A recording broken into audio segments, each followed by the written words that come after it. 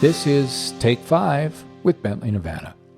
In the studio once again with me today is Darren Evans, Global Hardware Commercial Leader for Bentley, Nevada. And Darren has been very focused on the new Orbit 60 platform for the last 3.5 years or so, both prior to launch and now right in the midst of the launch.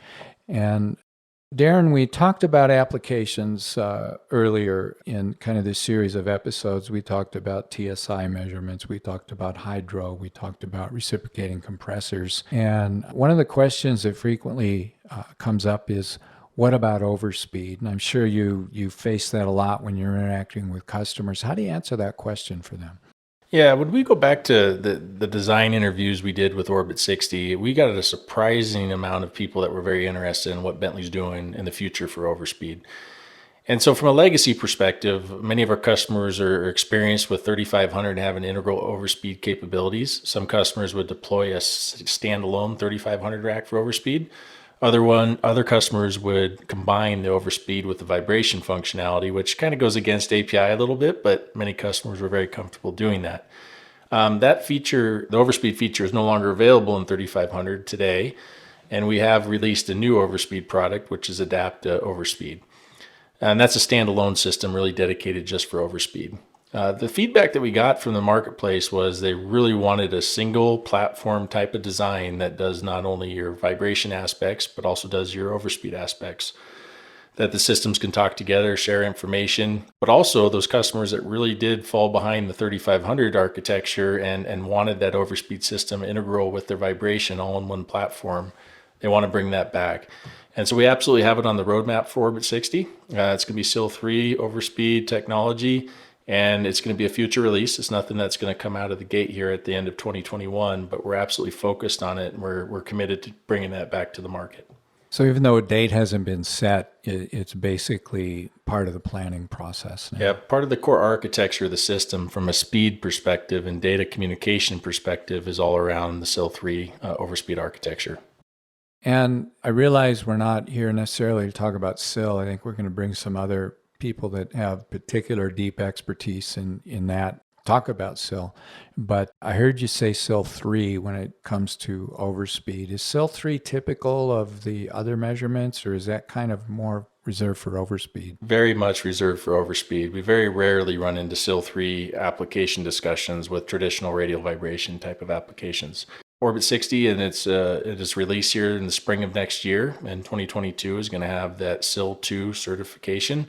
That'll be core to the system. Many of our customers globally are looking for that, and many customers are looking for overspeed, want to align with that SIL 3 capability.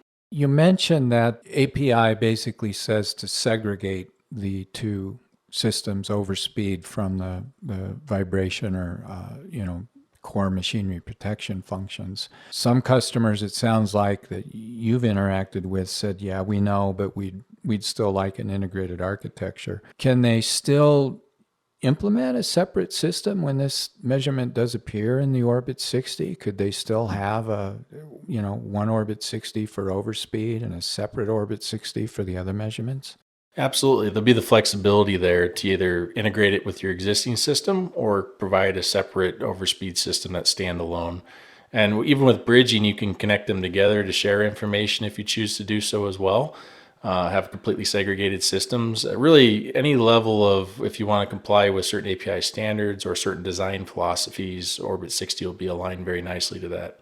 Now, I'm going to go out on a limb here. You mentioned earlier with recip and hydro and TSI measurements that the customer wasn't going to have to be faced with buying new hardware or different module types. Is that also the vision for Overspeed? It'll be mostly a kind of an application or firmware kind of a approach? Yeah, and that's the unique thing. When you're designing, SIL for a brand new system that's entering the marketplace, you're designing the system to meet the standard or the requirements. Versus like 3500 was out in the marketplace for many years before the SIL certification came, so it was proven in use with 3500. Mm-hmm. Orbit 60, it's all going to be firmware based. So even today, if I shipped a rack to a customer, and then when we had SIL 2 capability come into the rack in the spring of next year, it would simply be a firmware upgrade to have that rack now have SIL 2 capability. Mm-hmm. So the same discussion with the SIL 3 capability of Overspeed. What is not determined yet, which is still in the roadmap, is whether we're going to have a standalone card that's specific for Overspeed or if it'll be integrated to an existing card. I think at this point, just the disclosure of we're thinking about it, we've got it on the roadmap. Overspeed isn't some distant thing that never occurred to us. That's going to satisfy a lot of customers at this point who just want to know, in the future, can I look forward to this? And what I'm hearing from you is pretty resounding yes. That's correct. Darren, as always, it's been great having you for these visits. We've covered a lot of ground with Orbit 60. We're going to be bringing in a lot of your colleagues from the business to talk about everything from SIL to deep dives on cybersecurity, System 1 connectivity, hazardous area approvals, dive deep on the different module types, the input modules, the output modules, and so forth. But for today, we're going to call it a day. And you have been listening to Take 5 with Bentley, Nevada, a Baker Hughes business.